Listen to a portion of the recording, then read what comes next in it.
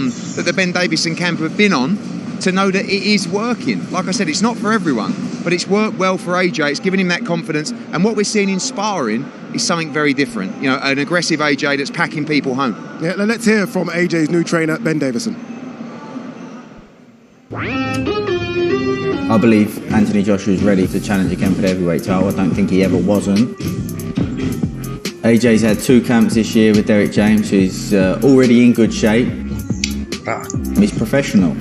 And I think that's played a factor here, because before there was any announcement of a fight, he'd already started renting a house that was nearby the gym just to keep on it, which was fantastic, because when this opportunity did arise, he was in a fantastic place to be able to capitalise on it. I think it's really important that you work smart. So you pick the days to work hard, you pick the days to deload, recover, and you manage that. You have to manage that. If you let him, he'll just keep going. So I'm trying to rein him in and make sure that he peaks for fight night, and I think so far we're doing a good job of that. There's a 1%er that excites me, because that tells me that he's in love with the game, and that tells me that there's plenty more to come on this Anthony Joshua story. I was a part of Tyson Fury's team when he fought Otto Wallin. I wouldn't say specifically being in the opposite corner to Otto is a huge factor. I would say the fact that we now have a number of fights to go back over and look at and study. We didn't really have that with Tyson. I think I had 2 fights and 1 no contest, which happened in the second round. So I didn't have much to look at to get to know Otto as a fighter at that time. However, now we've got the fight against Tyson, we've got the fight against Brazil, we've got the fight against Gassiev. So there's a number of fights for us to be able to look at, and I think that that's really important. Wallin is a tricky opponent, but I envision an Anthony Joshua knockout.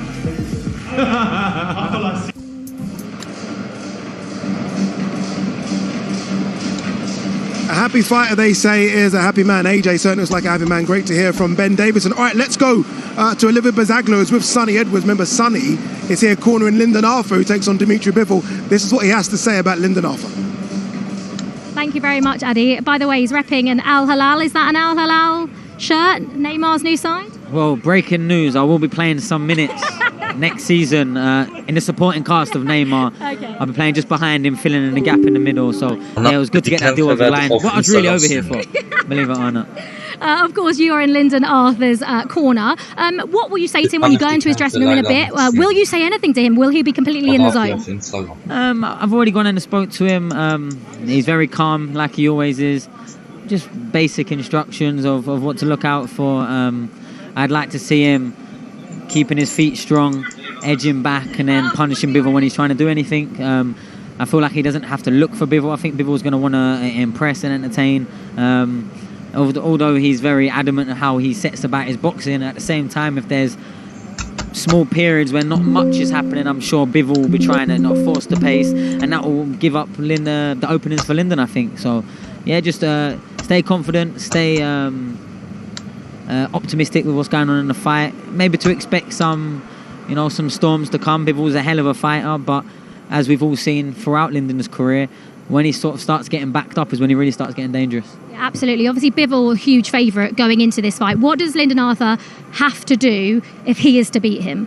Yeah, I feel like not trying to force anything. I feel like no matter when or who you're getting in the ring with, it's always just, 2 arms, 2 legs. It's the same blueprint. As long as he can fight on his terms as much as possible, you've always got a chance against anyone. Yes, we know Bivol is up there, pound for pound, one of the greatest fighters. But that's why Lyndon, and that's why the team wanted this challenge. If not now, when? He's here, he's ready, he's confident. He made weight fine. Okay, he wasn't given the most notice, 5.5 weeks. But like I've been saying all week, he's a proper fighter with true, genuine desire and heart. So, yeah, I think he's got every chance as much as anyone else that's had in the ring. Look, we've seen Craig Richards have a good performance against Bivol, and when he stands off him and make him think, and sometimes Bivol was making the wrong decision and putting the wrong step forward and getting caught on the counter. So I think Lyndon's every bit as good, if not better than Craig Richards, in my opinion. And Craig is a very good fighter, but yeah, I think he's got every same chance. And our next fight coming up, of course, Daniel Dubois versus Jarrell Miller. This has boiled over in the build-up to this fight. Why do you think it's boiled over so much, and how do you see it? What are you thinking about this fight? I feel like recently Daniel Dubois has come through a level of maturity, and I don't want to talk about no rumours or hearsay, but we all heard what Jarrell Miller was saying at the press conference, and by the looks of Daniel Dubois' Instagram, he might be right. So he's probably come in the last 12 months a lot of maturity and a lot more confidence and belief in himself. He's only been in the ring and not become the winner against very, very good fighters, Joe Joyce, Alexander Usyk, and he had more success than a lot of people had against both, really.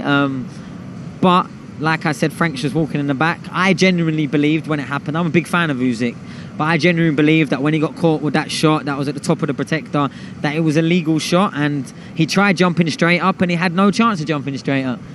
Here he is, we're just talking about you, Frank. But yeah, like I was just saying then, I genuinely believed it hit him, in between the belly button and the bottom of your stomach. So for me, it was a legal shot, and he had him down. And you could see when he tried getting up straight away, Usyk, that he couldn't really move his body.